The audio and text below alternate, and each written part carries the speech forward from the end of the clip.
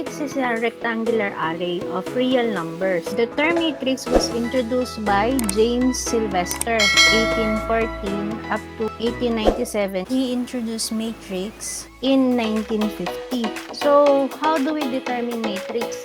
So, matrix is an m by n rectangular numbers where n is the row and n is the column.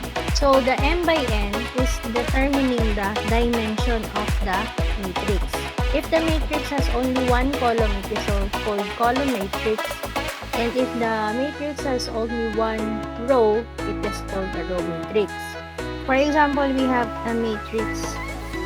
So, the first non-zero number in a row of a matrix is known as the leading entry. So, for row 1, the leading entry is 6. We also have the diagonals called the principal diagonal or the main diagonal. The diagonal from the upper left to lower right, this is our main diagonal. And all entries in the said diagonals are called diagonal entry. It is called a lower triangular matrix if all these elements are 0. Okay? And if these elements are zeros, then it is called a upper triangular matrix. So, two matrices are said to be equal if, only if, the orders are equal and their corresponding elements are also equal. A could be equal to B. If B has these, then they will be equal. Okay? In terms of operations of matrix, you can have sum. We perform sum of two matrices. You can add or perform subtraction in matrices if they have their corresponding elements. Equal number of elements. You can say that you can sum up A and B if you have A equal to and your B is equal to. So they have, this is a 3 by 2 matrix. So you can add both of them. And summing of matrices is just, you will add each element. So it will be 3 plus 1, 2 plus 2, 1 plus 5, and 5 plus 1, 9 plus 3, and 6 plus 6. So the new matrix will be equal to 4, 4, 6, 6, 12, 12. The sum of the matrix will be this one. When we're going to perform the difference, you will just negate or perform the negative of that B. If you have the same example, A minus B, so therefore, it will be the solution. Resulting to 2, 0, negative 4, 4, and 6, 0. So this will be the difference. So that's for the addition and subtraction. In multiplication of matrix, you can multiply matrix A and matrix B if matrix A has the number of columns equal to the number of row of matrix B. How do we perform the multiplication of matrix? The number of column of A should be common to number of rows in B so that you can multiply them. The result will be number of rows in A, M by N, if how many is N. So performing AB, it will be equal to 3 times 6 plus 1 times negative 1. That will be the first element. Then 3 times 3 plus 1 times negative 4. The next is 3 times 2 plus 1 times negative 1 for first row, third column. Next, 1 times 6 plus 5 times negative 1. Next will be 1 times 3, 5 negative 4. Then 1 times 2 plus 5 times negative 1. And last will be 9 times 6 plus 6 times negative 1. Then the next will be 9 times 3 plus 6 times negative 4.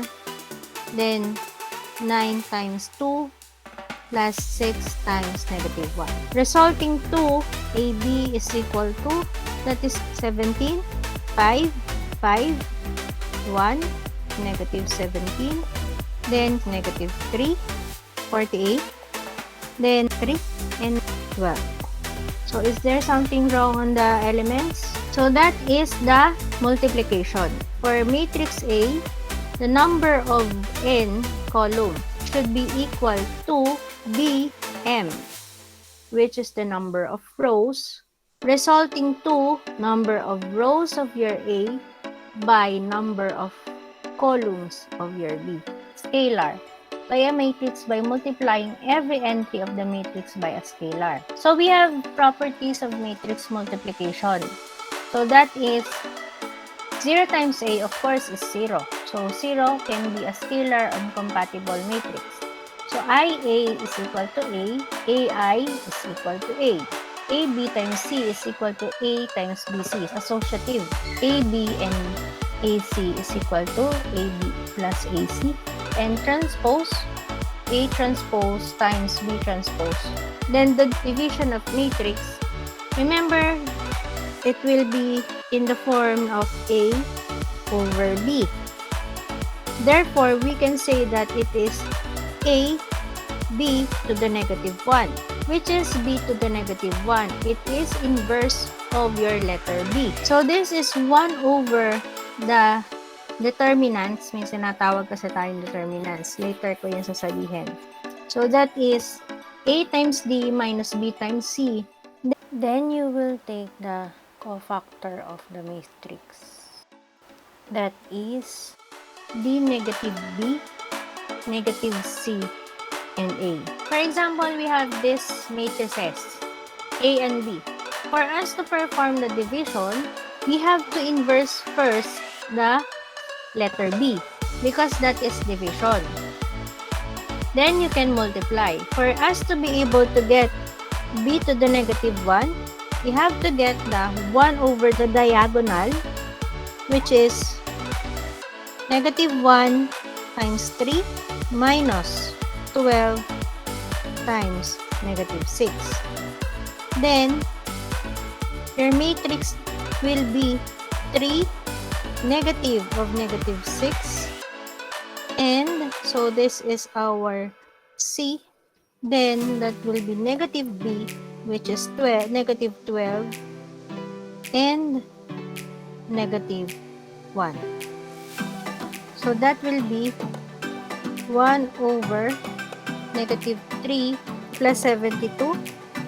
Then the new matrix will be 3 negative 12 and 6 negative 1.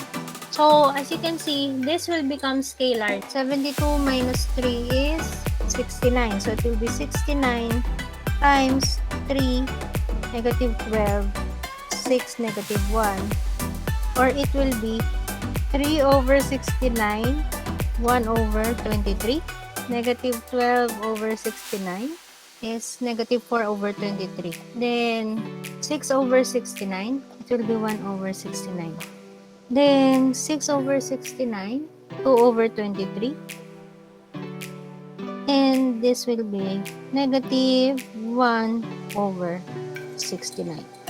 So as you can see, we already performed the B to the negative 1. We can now multiply A and B to the negative 1. It will be, we have now A is, then the other one is, we have now the corresponding B to the negative 1. So perform the multiplication, it will be 4 times 1 over 23 plus 6 times 2 over 23. The next will be 4 times negative 4 over 23 plus 6 times negative 1 over 69. The next one will be negative 2 times 1 over 23 plus negative 9, 2 over 23. The next is negative 2 times negative 4 over 23 plus negative 9 times negative 1 over 69. So that will be 16 over 23, negative 18 over 23 negative 20 over 23. Then the last one will be 11 over 23. Or, you can simply 1 over 23, then 16, negative 18, negative 20, and 11. So, may scalar tayo na 1 over 20.